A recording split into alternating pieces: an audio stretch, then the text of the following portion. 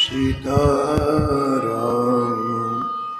विचित्ररूपमनिशं यश्चक्षुषोभूषणम् सीतारामं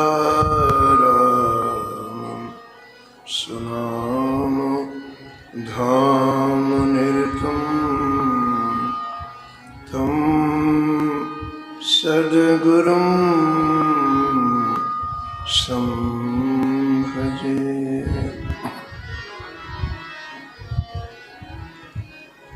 नीलाम्बुज श्यामलकोमलाङ्गं सीतासमारोपितवामभागम्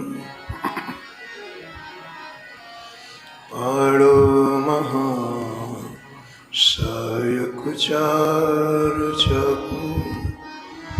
नमामि रामं रघुवंशनाथं।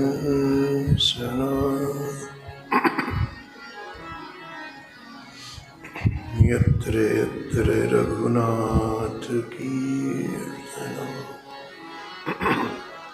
तत्र तत्र कृतमस्तकाञ्जलिं बाष्पवारि परिपूर्णलोचनं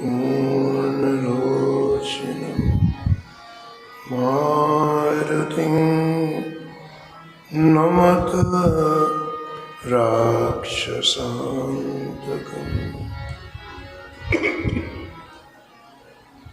वाञ्छाकल्पतरुभ्यश्च कृपासिन्धुभ्य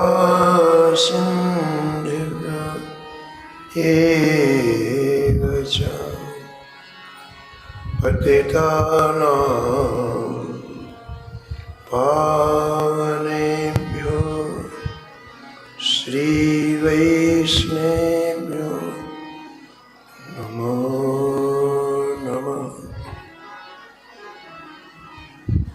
भक्ति भगवन्त गुरु चतुर नाम एक, इनके पद वंदन किए नासत विघ्न अनेक।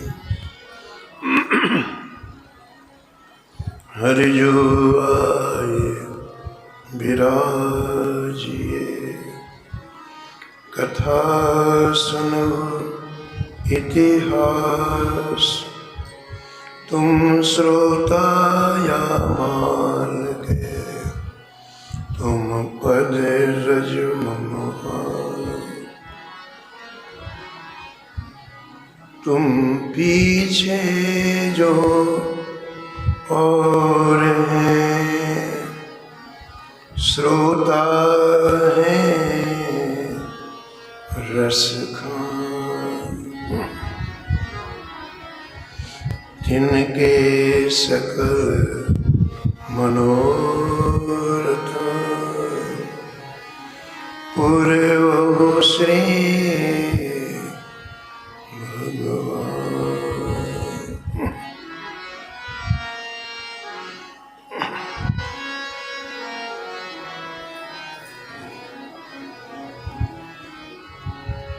राधे राधे गोविंद गोविंद राधे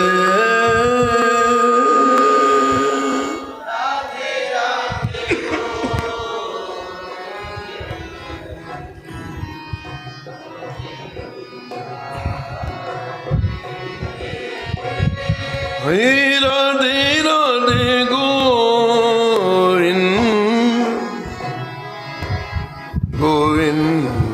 राधे।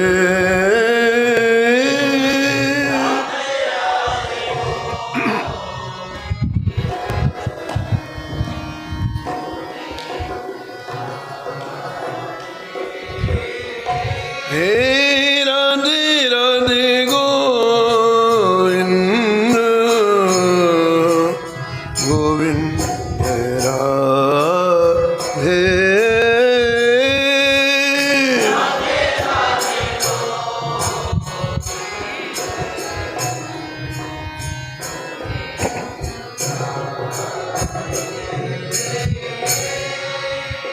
गोविंद राधे बोलो गोपाल राधे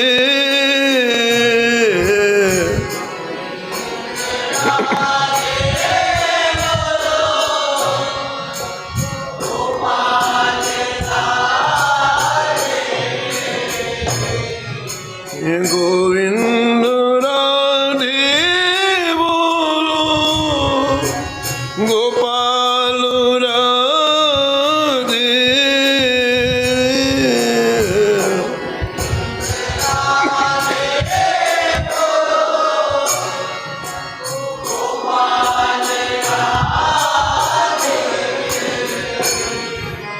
राधे राधे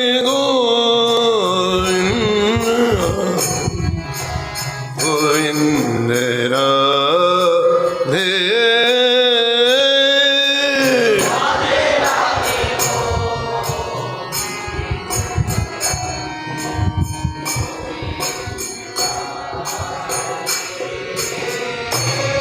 हे राधे राधे गोविंद गोविंद राधे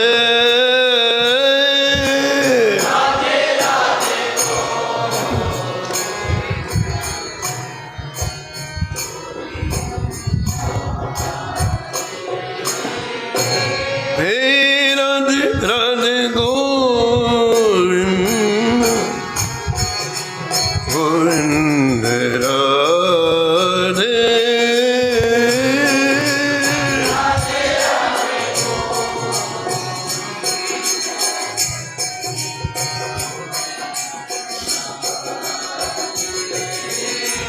हे राधे राधे गोविंद गोविंद राधे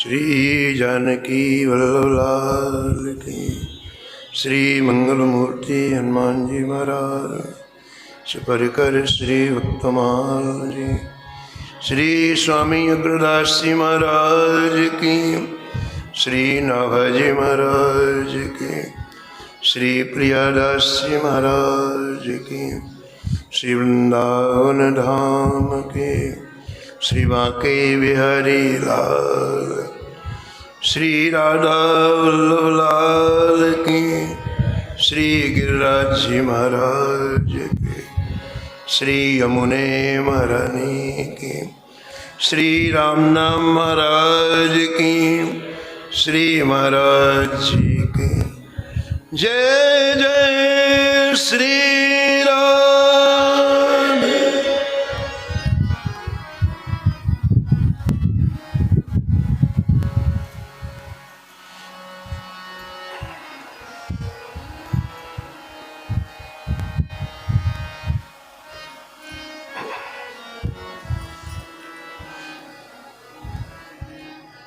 पीपा प्रताप जगवासना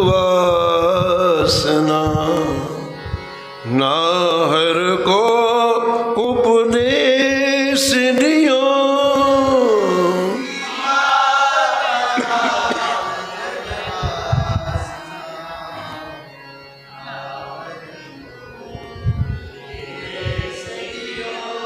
प्रथम भवानी भक्त मुक्ति मांगन को धायो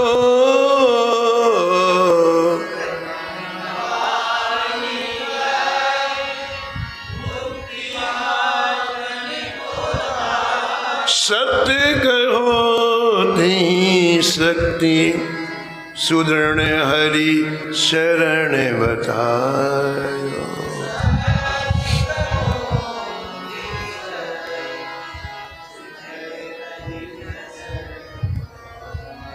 श्री रामानंद पद पाए भयो अति भक्ति की सीमा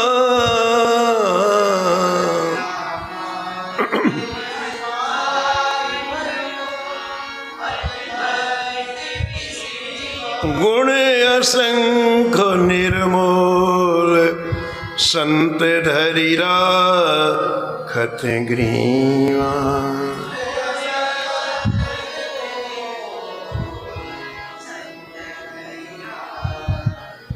परस प्रणाली सरस भई सकल विश्व मंगल कियो।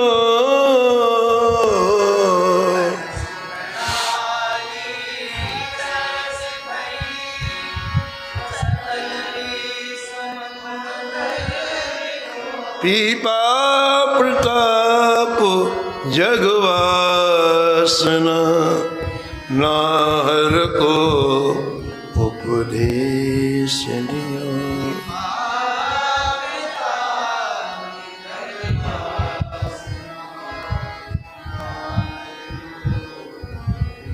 नाहर को उपदेश दियो।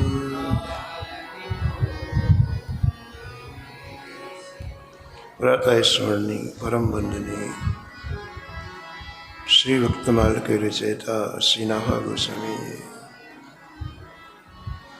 इस छप्पे में परम भागवत परम रसिक श्री पीपाजी महाराज का स्मरण किया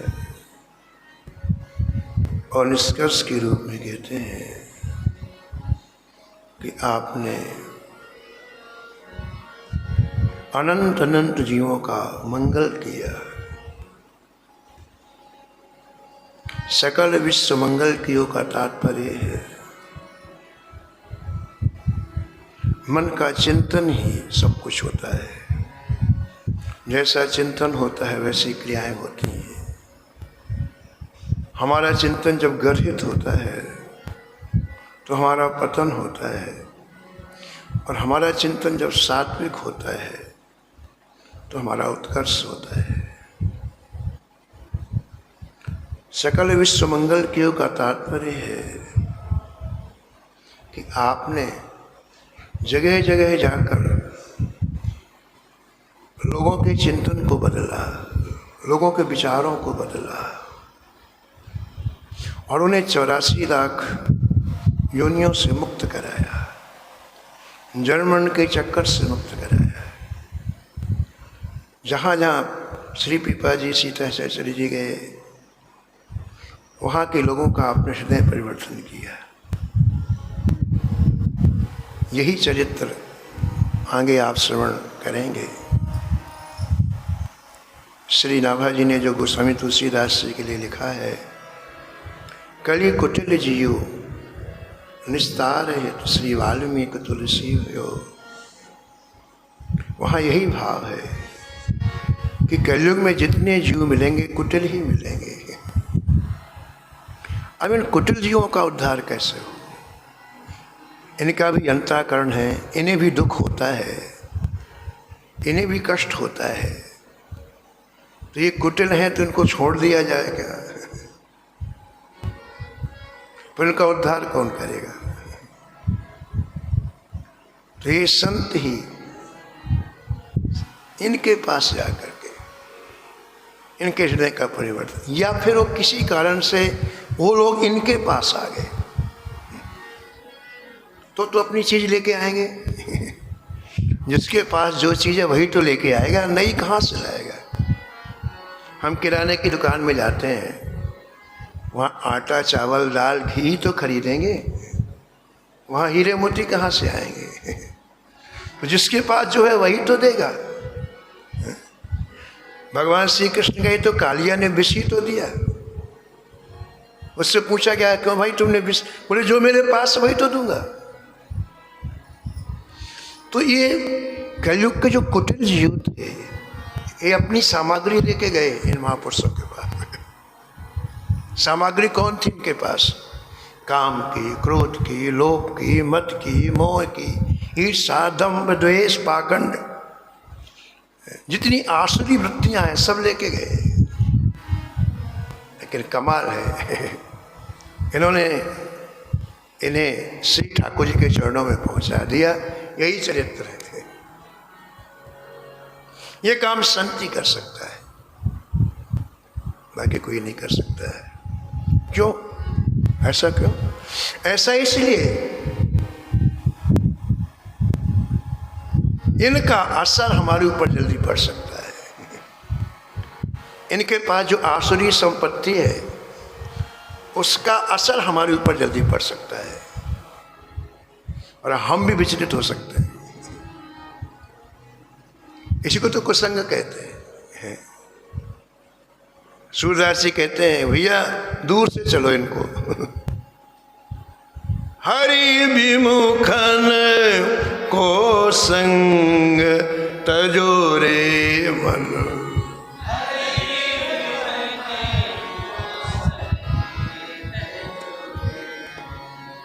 जिनको मुख देखत दुख उपजे, जिनको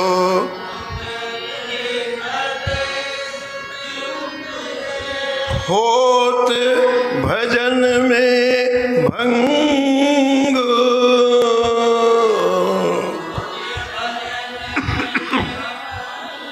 हरि विमुखन को संग भजोरे तजोरे मन।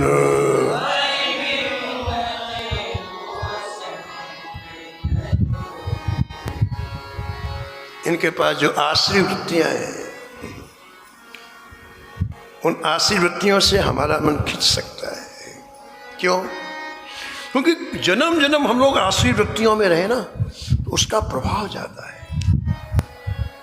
तो संत सदगुरुदेव की कृपा है, श्री राम वृंदावन की कृपा है कि इन्होंने अपने किले में हमको रखा है। नहीं, चारों तरफ सृष्टि में आसुरी वृत्तियों की बाढ़ आई हुई है, चारों तरफ। तो ऐसे ही चरित्र पीपा जी के हैं। क्रम से न जाने कितने लोगों को श्री ठाकुर जी के सम्मुख आपने किया। कल आपने श्रवण किया कि एक बंजारे को आपने श्री ठाकुर जी के सम्मुख किया, भक्त बनाया है। पूरे जीवन व्यापार करता रहता और मरने के बाद फिर भूत प्रेत बनता। सहज रूप में उसकी संतों के दर्शन करा के उसकी वृत्ति को मोड़ लिया और भगवान का भजन करने लगा। अब आगे लिखते हैं, गए हैं बुलाए आप पाछे घर संत आए,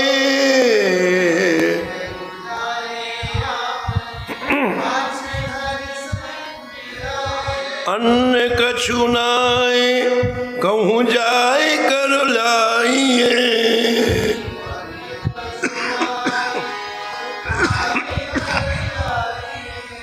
जाए कर लाइए, जाए कर लाइए।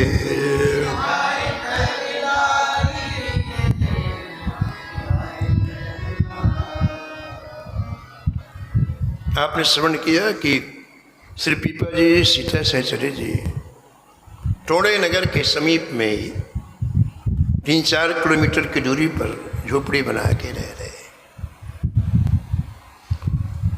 राजा सूरसेनमल इनका शिष्य हो गया है और वो दर्शनों के लिए आता है, बड़ी निष्ठा है उसकी।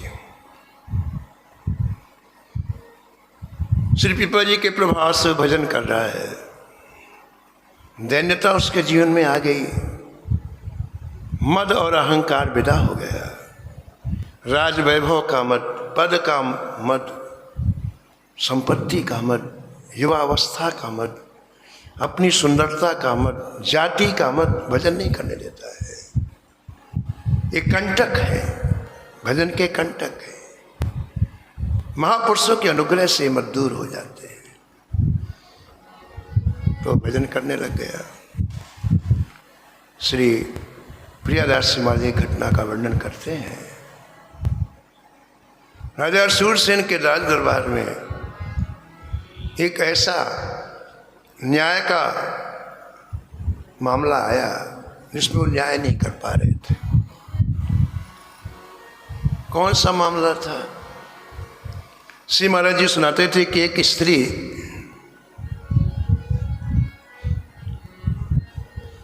अपने पति के साथ मायके जा रही थी, और पहले पैदल ही लोग यात्रा करते थे।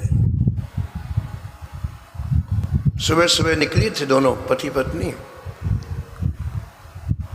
तो एक सरोवर मिला रास्ते में।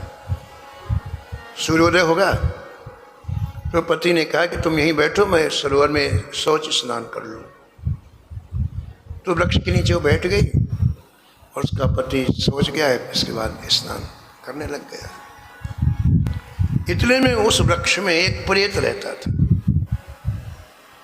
वो प्रेत इसी के पति का रूप धारण करके नीचे उतरा और उससे बात करने लग गया। सब पूछ लिया, बात करने में कहाँ मायका है, कहाँ क्या है, सब। अब स्नान करके असली पति आया।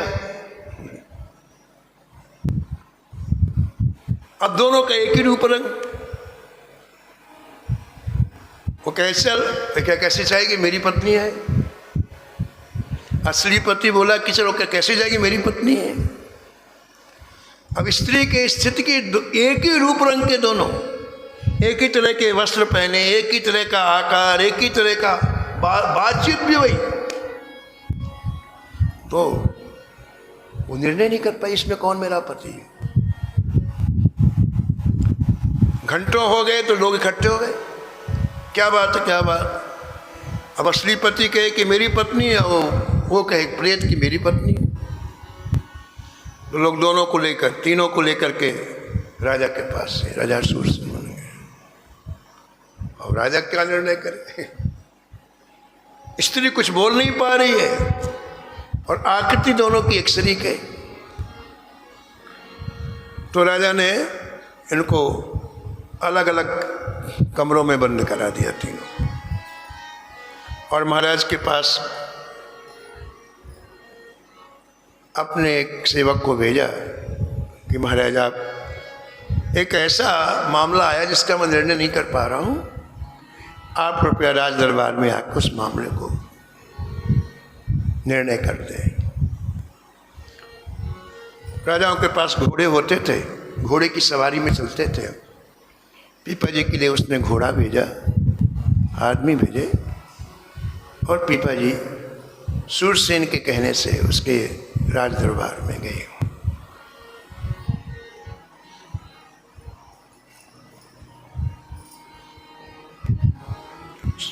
श्री पीपा जी के जाते ही उन तीनों व्यक्तियों को लाया गया, और तीनों ने वही बात की जो राजा से कहते हैं, ये मेरी पत्नी, वो बोलता मेरी पत्नी। पीपा जी ने अपनी सूक्ष्म दृष्टि से देखा और समझ गए कि इसमें एक नकली व्यक्ति है, एक असली व्यक्ति है। समझ गए। दोनों की बात सुनकर पीपा जी ने कहा, भाई हमको एक बॉटल मंगाओ, करीब 5 लीटर की बॉटल हो, जिसमें ऊपर से उसका ढक्कन भी बंद किया जा सकता हो। राजा ने तुरंत मंगा दिया। पीपा जी ने वो बॉटल दिखाते हुए कहा इन दोनों से कि भाई इन आप दोनों में जो व्यक्ति इस बॉटल के अंदर प्रवेश करके 3 घंटे रहेगा, उसको स्त्री दे दी जाएगी। अब इतना सुनते ही जो असली पति था रोने लग गया, वो तो जा ही नहीं सकता। लेकिन जो प्रेत था बड़ा खुश हुआ, और तुरंत तुम्हारा सूक्ष्म रूप बनाया, बॉटल के अंदर चला गया।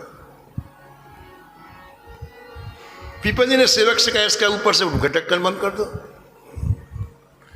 फिर प्रेत को कील करके एक गड्ढा खुदवाया और कहा, इस बॉटल को उसमें गड़ा दो। बोलिए इसका असली पति है, इसको दे दो। यहां ग्रंथकार लिखते हैं कि वो प्रेत चिल्लाया,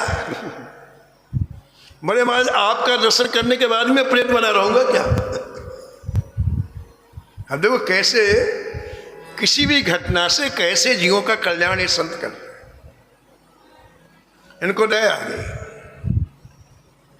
और जब दया आई तो इन्होंने बोले उसे चरणामृत दे करके उस जिस पाप के कारण वो प्रेत बना था, वो पाप की वृत्ति नष्ट कर दी। मूल चीज वृत्ति है। आप पाप करना बंद भी कर दोगे, लेकिन वृत्ति होगी तो फिर पाप कराएगा ना। सत्संग क्या करता है? उस वृत्ति को समाप्त कर देता है। इसलिए कहते हैं कि जब बहुत समय तक व्यक्ति सत्संग करता है, जब बहुकाल करिए सत्संगा, लाखों करोड़ों जन्म सबने ऐसी वृत्तियां बना रखी हैं जो बार बार वही काम करने के लिए हमें बाध्य करती हैं। जब बहुत समय तक हम सत्संग करते हैं तो वृत्तियां हट जाती हैं हमारे जीवन से। कृपा किया है पीपा जी ने और उस प्रेत को भी प्रेत योनि से मुक्त कर दिया है। इधर क्या हुआ? ये तो उधर की बात हुई, राज दरबार। इधर क्या हुआ? पीपा जी राजा सूरसेन मल के दरबार में गए और 200 संत पीपा जी की झोपड़ी में आ गए।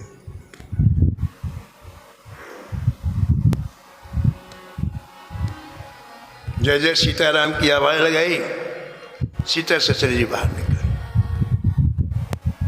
बोले माता जी हम लोग प्रसाद पाएंगे, यात्रा करके आए हैं और जंगल में कहीं कोई जगह मिलती नहीं है, तो हम लोग प्रसाद पाएंगे क्योंकि हम लोग बहुत भूख लगी हुई है।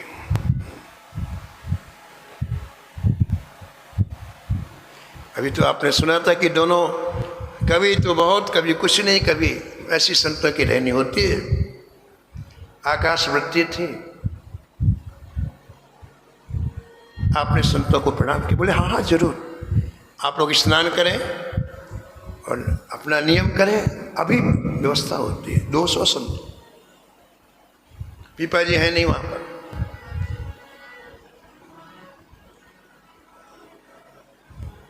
अब आप देखेंगे कि सीता सहचरी का पूरा जीवन चिठरानी जी के सत्संग के अनुसार चल रहा है। आवत है संत तो होत है अनंत सुख, ढको की उघारो कहा चर्चा का चलाइए। ये एक लाइन का सत्संग चिठरानी जी ने सीता सहचरी को दिया है और आगे के पूरे चरित्र ऐसे। सत्संग में बड़ी सामर्थ्य, हमारा विचार, हमारा चिंतन सब कुछ बदल देता है। बड़ी आसानी से व्यक्ति उत्कृष्ट ऊंचाई में पहुंच जाता है। तूल नताई सकल मिली जो सुख लव सत्संग, लो मात का सत्संग मोक्ष और स्वर्ग से भी बढ़ करके है। सीता सहचरी की दृष्टि में अब यही पंक्ति है, आगे का जीवन बस यही पंक्ति से। आवत है संत तो होते है। और ये युवा संत आए, कुछ नहीं सोचा आगे पीछे, न संदेशा दिया पीपा जी के पास, कुछ नहीं।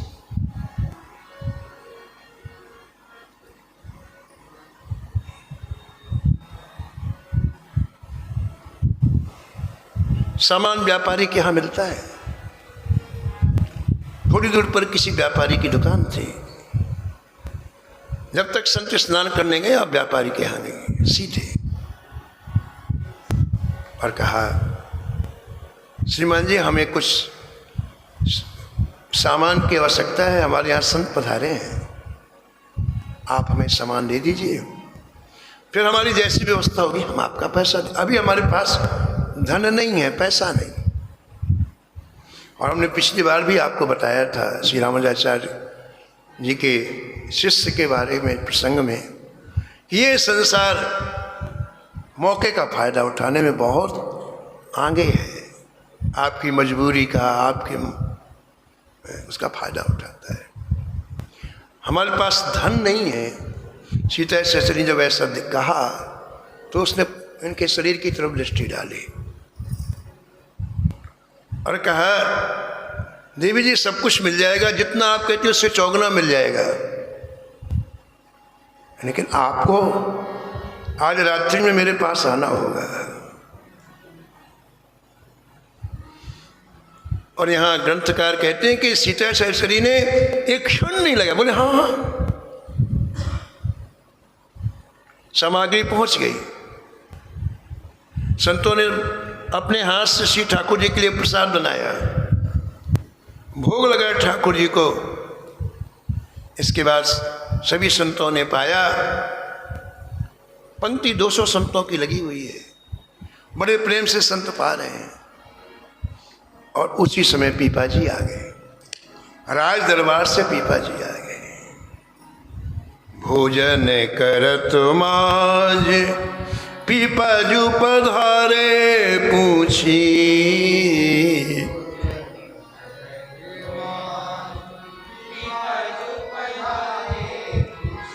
वारे तन प्राण जब कह के सुनाइए, वारे तन प्राण जब कह के सुनाइए, कह के सुनाइए।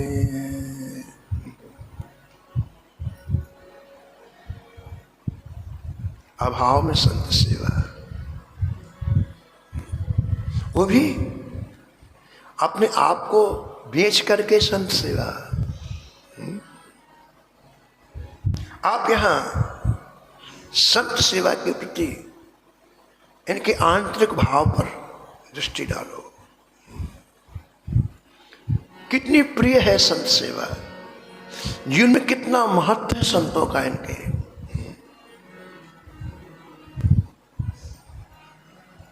पीपा जी को पता है कि कुछ आता है तब हमारे यहाँ भोजन बनता है। कोई अन्न गेहूं चावल देगा नहीं, आटा देगा नहीं तो कोई बात नहीं, भजन होता है। तो जहाँ दो लोगों का भोजन की व्यवस्था कभी दोपहर में होती है, कभी शाम को, कभी नहीं होती है, वहाँ 200 लोग बढ़िया प्रसाद पा रहे हैं। इस दृश्य को देखा तो तुरंत पीपा जी सीता सहचरी के पास गए और कहा, देवी ये इतनी बड़ी व्यवस्था कहाँ से हुई? और सीता सहचरी ने एक एक बात सिर्फ पीपा जी से बतलाई।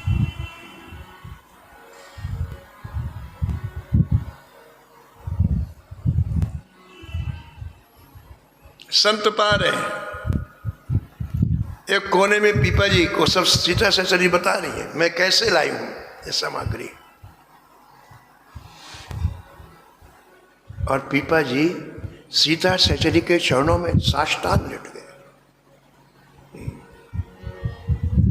पीपा जी जानते हैं कि सीता सहचरी की समय स्थिति क्या होगी। जीवन में किसी संत के प्रति आपकी महान श्रद्धा हो जाए तो गोविंद आपके जेब में है, ठाकुर आपकी जेब में होती नहीं है। हमारी कलयुग दृष्टि है ना, और कलयुगी मन है ना कोई दोष खोज लेता है, पूरा समर्पण नहीं हो पाता है। और अब सीता सहचरी की ऐसी निष्ठा संतों में देख करके पीपा जी को अपने गुरुदेव की याद आई, जगदगुरु स्वामी रामानंदाचार्य जी की। उन्होंने कहा था तुमसे अधिक भजन करेगी ये, तुम इससे कुछ सीखोगे। आज गुरुदेव की याद आई है, अपना सिर रख दिया सीता सहचरी के चरणों में और कहा, मेरी आज इच्छा होती है कि मैं तुम्हारे लिए अपने प्राणों को निछावर कर दूं।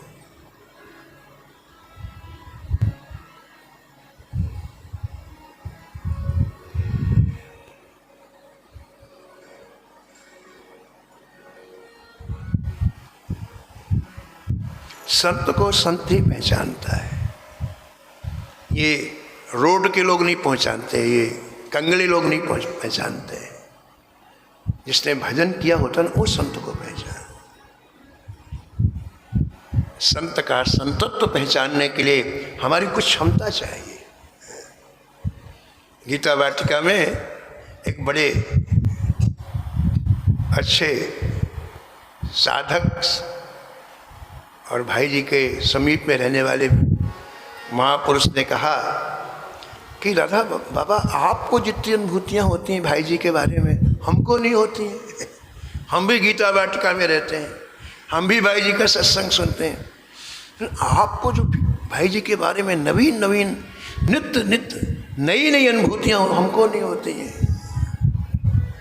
क्या कहा राधा बाबा ने? कहा देखो, अभी तुम्हारी अंतःकरण की स्थिति ऐसी नहीं है, इसे सुधारो। कुछ दिन तक एकांत में रह के भगवान नाम लो आप, तो उनको पकड़ने की क्षमता आएगी। जैसे आकाश के शब्द रेडियो पकड़ता है ना, अमेरिका से शब्द कोई यहाँ भारत का रेडियो पकड़ लेगा, लेकिन रेडियो में वो क्षमता होनी चाहिए तब पकड़ेगा। शब्द तो है, ऐसे महापुरुषों को पहचानने के लिए हमारे में क्षमता होनी चाहिए।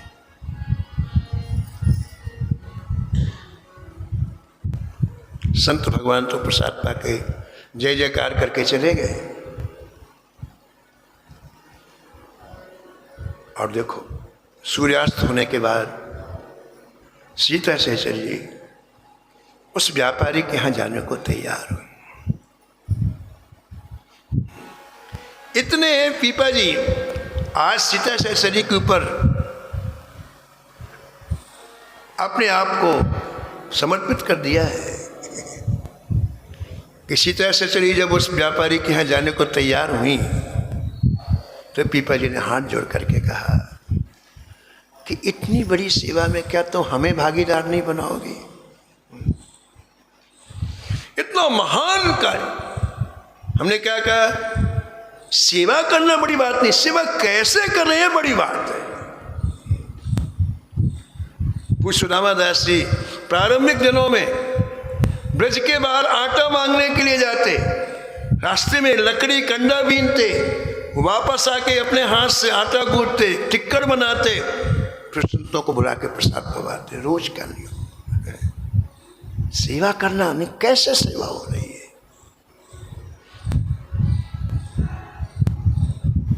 तो पीपा जी ने कहा देवी, हमें भी आप इस सेवा में थोड़ा भागीदार बनाओ, हमारा कमरा संकुचित हो रहा है।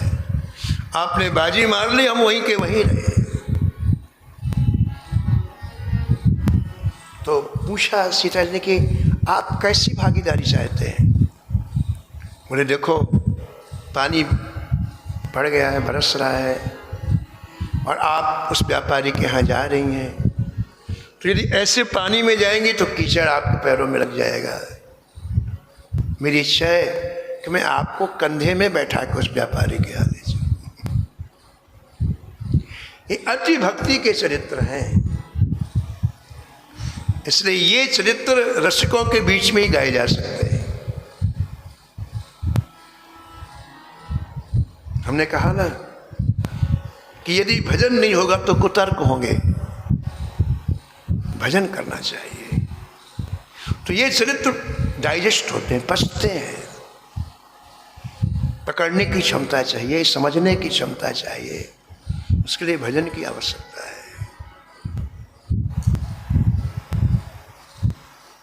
कंधे में बैठा है पीपा जी ने, और सीता सहचरी उस व्यापारी के यहाँ गई है।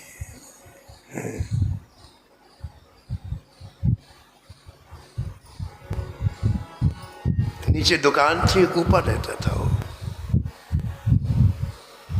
जैसे सीढ़ियों में चढ़ने की आवाज आई तो व्यापारी ने दरवाजा खोला। आप सीधे गई। कक्ष में जाते ही श्री ठाकुर जी ने रक्षा की। हमने क्या कहा था कि आप संतों के लिए, ठाकुर जी के लिए कितनी बड़ी रिस्क लोगे। साक्षात प्रकट होकर ठाकुर जी आपकी रक्षा कर। आपका जो भाव है ना, वो ठाकुर जी जानते हैं, दुनिया जाने चाहे नहीं जाने, निश्चित मानो आप। कितने ऐसे चरित्र हैं, लेकिन लेकिन उनके बीच में श्री ठाकुर जी ने प्रकट होकर कैसी रक्षा की।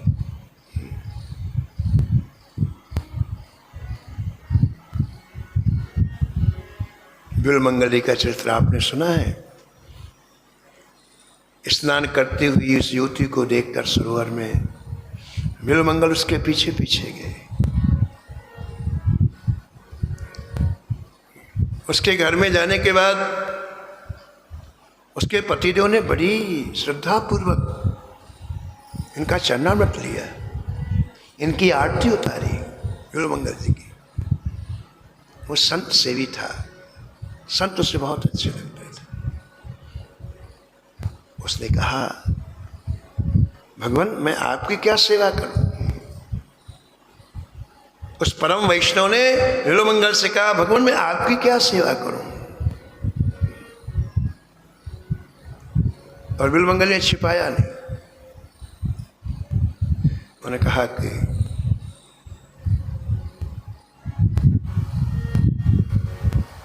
हम आपकी पत्नी के पीछे पीछे आए हैं,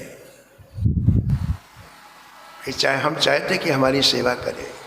अच्छा, अभी महाराज देखो आप चरित्र कैसे गंभीर है, लेकिन इन चरित्रों में कुछ ना कुछ ऐसा समाया हुआ है जिससे साधक वर्ग को जानने की बड़ी आवश्यकता है। उस परम वैष्णव ने दोष दृष्टि नहीं की संत, बिल्कुल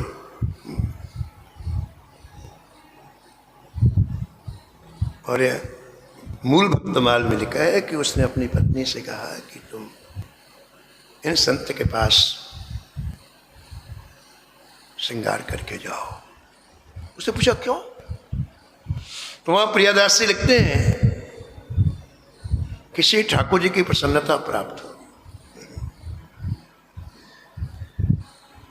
पति की आज्ञा मान करके वो नयोती जहाँ ठहरे थे ऊपर अटारी में, बिल्वमंगल जी वहाँ गई, हाथ में कुछ सामग्री लेके गई। बिल्वमंगल जी उठकर बैठ गए और जैसे वो आई वैसे बिहारी जी ने रक्षा की। पत्नी का दिखना, नवयुवती का दिखना बंद हो गया, साक्षात बिहारी जी दर्शन मिले। बोलो। और जहाँ ठाकुर जी रहेंगे वहाँ मन की मलिनता रहेगी? बताओ, चित्त में विषय वृत्ति रहेगी ना? भगवान के दर्शन का सीधा फल है व्यक्ति को अपने स्वरूप की प्राप्ति हो जाती है। हमें जितने दौड़ धूप कर रहे हैं ना सुबह से शाम तक, इसलिए करें हमें अपने स्वरूप का अनुभव नहीं है। जैसे कुएं में एक भेड़ गिरती है ना तो दूसरी भी गिरती है, तीसरी भी, उस नहीं सोचती कि मैं देखूं तो सही ये भेड़ कहाँ गई है। 50 भेड़ उसी कुएं में गिर पड़ेंगी। ऐसे हम भी कलयुग में एक व्यक्ति जैसा कर उसके पीछे हम भी करेंगे, हम भी करेंगे, हम भी करेंगे। विनय पत्रिका में गोस्वामी ने लिखा है कलयुग में व्यक्ति बिना सिर का होगा। हमको बड़ा आश्चर्य हुआ कि गोस्वामी ने क्या लिख दिया, सबके सिर है। ये क्या लिख दिया कि कलयुग में व्यक्ति बिना सिर का होगा। तब समझ में आया कि बस न समझेगा न बूझेगा, बस अनुसरण करेगा। ये है बिना सिर का होना।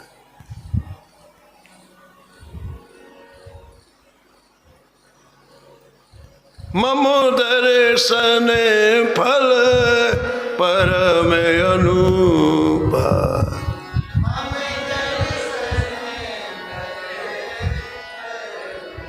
जीव पाव निज सहज स्वरूपा, जीव पावन सहज स्वरूपा, सहज स्वरूपा, सहज। जीवन में जितने पाप बनते हैं वो देह की आसक्ति से बनते हैं। हम जब समझते हैं मैं देह हूं, तो सारा चिंतन विषयों का, लेकिन जब ये स्वरूप का बोल हो जाता हम देह नहीं है, ये पंचभौतिक हाड़ मांस की हम देह नहीं है, हमारा दिव्य शरीर है। गुरुदेव हमें जो शरीर देते हैं ये हाड़ मांस का नहीं, सूक्ष्म देह भी नहीं, कारण देह भी नहीं, स्थूल देह भी नहीं, सूक्ष्म भी नहीं, कारण भी नहीं। ये तीनों शरीर माया के द्वारा रचित हुए हैं। इसके आगे चौथा शरीर है दिव्य शरीर। यदि उसका बोध हो जाए तो खत्म बात, सारा संसार 1 मिनट में खत्म।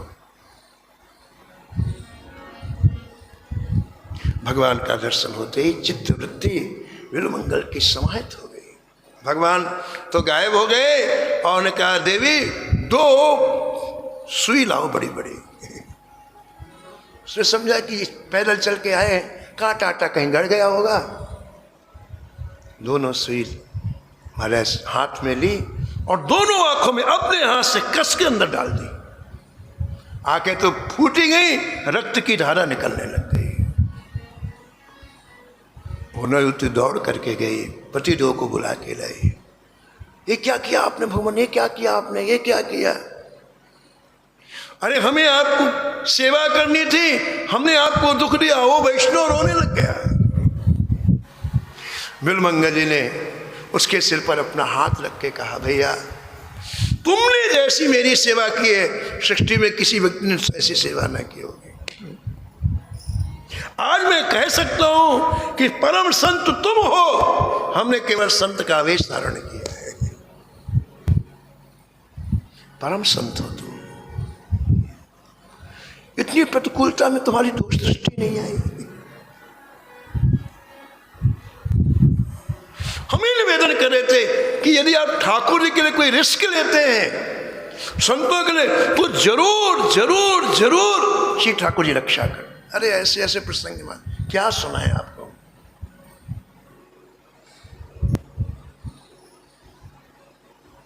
नवद्वीप में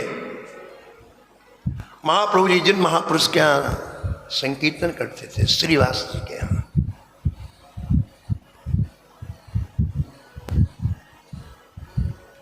श्रीपाद जब नित्यानंद जी आए तो वहीं रुक गए, उन्हीं के यहाँ रुक गए।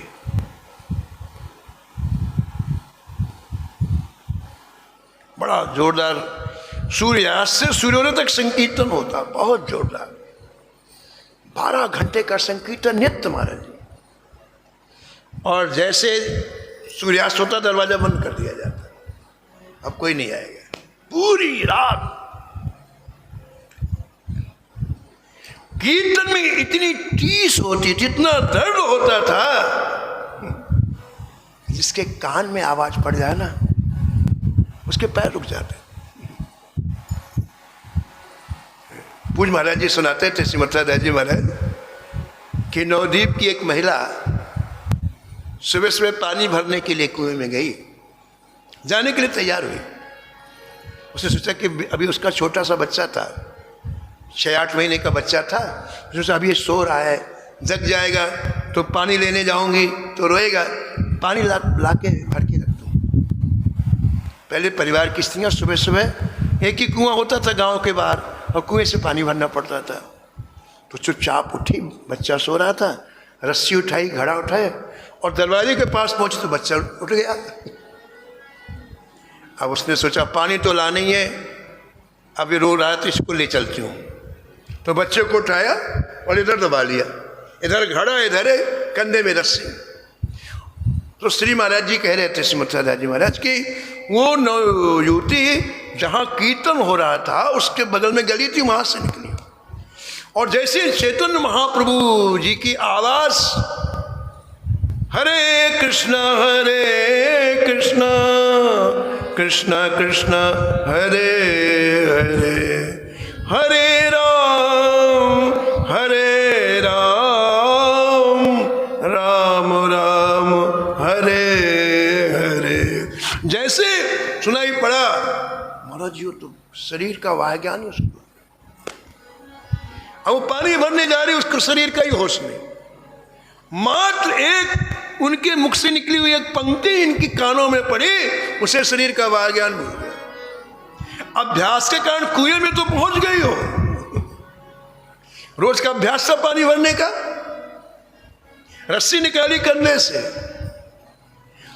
और उसने रस्सी को घड़े के मुख में बांधते, फिर उसको नीचे डुबोते, तो उसने रस्सी भी बांध दी। इसके बाद उसने रस्सी को नीचे किया कुएं के पानी में घड़े को डुबोने के लिए, और घड़ा डुबोने के लिए 2-3 बार रस्सी आगे पीछे करनी पड़ती, तब घड़े में पानी पूरा बढ़ता है। उन्हें 4-5 बार ऊपर किया, फिर नीचे किया, ऊपर किया, नीचे। फिर उसने रस्सी खींची, जब बाहर आया वो रस्सी में बंधी हुई चीज जब बाहर आई तो उसने क्या देखा कि वो रस्सी का फंदा घड़े में न डालकर अपने बच्चे के गले में डाल दिया। उसको शरीर का वह ज्ञान भूल गया कि वो रस्सी का फंदा घड़े में बच्चे के गले में डाल दिया, और 4-5 बार डूबे तक बच्चा पानी पी गया, उसकी मृत्यु हो गई। अब उसे पता चला कि मेरे से गलती हो गई। उधर महाप्रभु जी का संकीर्तन पूरा हुआ। महाप्रभु जी स्नान करने के लिए गंगा जी जा रहे थे। किसी ने बता दिया, भगवान आज ऐसा ऐसा ऐसी नवती ने आपका संकीर्तन सुना, उसको शरीर का हुआ है। महाप्रभु ने स्पर्श किया, बच्चा फिर जीवित हो। ऐसा उद्यान संकीर्तन होता हमारा 12 घंटे नित्य। तो श्रीपाद नित्यानंद जी उस समय बिल्कुल परमहंस वृत्ति में रहते थे, परमहंस वृत्ति में रहते। तो श्रीवासी की पत्नी का नाम मालिनी देवी था, तो कभी कभी ना गोद में बैठ जाते मतलब जैसे बच्चे हरकत करते ऐसे खूब करते हैं उनके साथ में मालिनी देवी के घर। तो किसी ने महाप्रभु जी को बताया ये बात कि इस तरह से श्रीपाद नित्यानंद जी ऐसा। एक दिन महाप्रभु जी आए, श्रीवास जी को बुला के कहा कि देखो आप इनको कह दो कि अब ये दूसरी जगह रहे, इनकी रहनी ठीक नहीं है, जिस तरह से रहते हैं इनकी रहनी ठीक नहीं है, आप इनको कह दो कि ये दूसरी जगह रहे। हमने सुना कि ऐसा करते हैं, ये करते हैं। ऐसा महाप्रभु जी आप देखो, ये तो संसारिक क्रियाएं जो भी है संसार के अपने, एक महापुरुष की दृष्टि कैसी होती है, वो कैसे जीवन जीता है। कल्पना कर, इसी संसार में रह करके उसका विचार कितना ऊंचा होता है। इसी का नाम भक्तमाल है हमारा। जहां हम कचरा भरते हैं वहां वो लोग कैसे सात्विक चीजें ग्रहण करते हैं। एकांत में महाप्रभु जी श्रीवास जी से कह रहे हैं इन संत को निकाल लो, अब इनकी रहनी ठीक नहीं है। श्रीवासी ने पहले प्रणाम किया महाप्रभु जी को, अरे क्या कहा जय जय, ये तो कुछ नहीं है।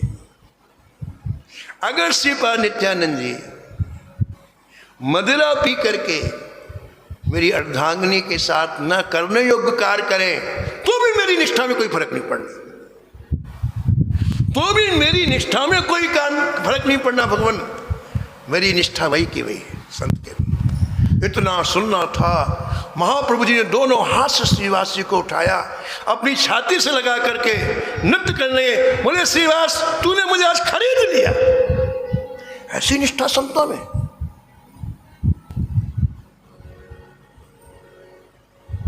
श्री ठाकुर जी रक्षा कर, आप कितनी बड़ी रिस्क लो, ठाकुर जी रक्षा करते हैं। आज सीता सती जब गई हैं उस व्यापारी के पास, यहां लिखा हुआ है कि उस व्यापारी ने सबसे पहले सीता सहचरी के चरणों की तरफ देखा।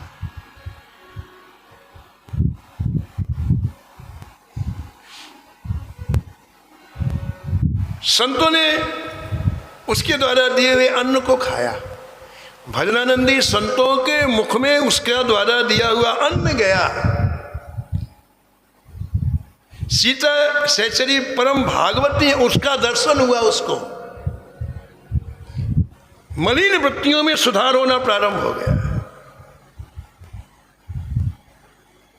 वो भले मलिन था, सीता सहचरी तो अपने स्वरूप में थी, सामने वाला भले ही मलिन, लेकिन सीता सहसे अपने स्वरूप में थी। असर पड़ता है। आप किसी संत को भजन करते हुए देखो, आपको भजन करने की इच्छा हो जाएगी। बिल्कुल बिल्कुल हो जाता। अरे देखो ये भजन कर रहे हैं, हमको भी भजन करना चाहिए। तो उसने सीता जी का पहला दर्शन किया जब वो सामान लेने गई। संतों ने उसके द्वारा दिए हुए पदार्थ को पाया। अब ये दोबारा दर्शन सीता जी का। तो उसने कहा आपके चरण सूखे हैं, पानी तो बाहर बरस रहा था।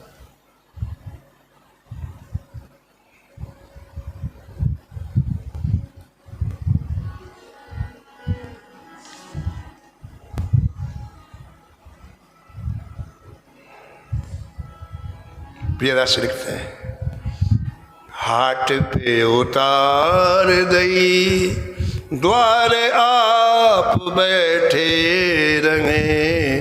हाट पे उतार द्वार आप बैठे रहे। चाहे सूखे पग माता कैसे कर आई हो। चाहे सूखे पग माता कैसे कर आई हो। कैसे कर आई हो। कैसे कर आई हो। अब देखो आप वही व्यक्ति है, लेकिन विचार कितने सात्विक हो गए। उसने मुख की तरफ नहीं देखा। कामी व्यक्ति मुख की तरफ देखता है, चरणों की तरफ देखा। और चरणों की तरफ देखने के बाद अगला शब्द क्या कहा, माता कैसे कर आई हो। माता जी आप कैसे आई, आपके तो चरण सूखे हुए। सीता जी ने कहा, श्री पीपा जी मुझे लेकर के आए। पीपा जी, उसको परम आश्चर्य, बोले कहाँ है। बोले नीचे बैठे हुए हैं। अब उसकी अंतःकरण की वृत्तियां बिल्कुल सात्विक हो चुकी थी। उसे गहरा पश्चाताप हो रहा है। रोता हुआ नीचे आया और पीपा जी के चरणों में गिर पड़ा। कहा, भगवान ये पृथ्वी फट जाए तो मैं इसमें समा जाऊं। मैं कितना पतित हूं, अब मुझे अपनी शरण में रखो। पीपा जी ने कहा, देखो भाई तुम बिल्कुल संकोच ना करो। जिस धन के लिए भाई भाई को मार देता है, बेटा पिता को मार देता है, वो धन तुमने हमको दिया है। इसलिए तुम्हें जो कार्य करना निसंक होकर करो। भगवान ये क्या कह रहे हैं आप। यदि आप मुझे क्षमा नहीं करेंगे, दीक्षा नहीं देंगे, तो मैं आत्महत्या कर लूंगा। मैं जी नहीं सकता।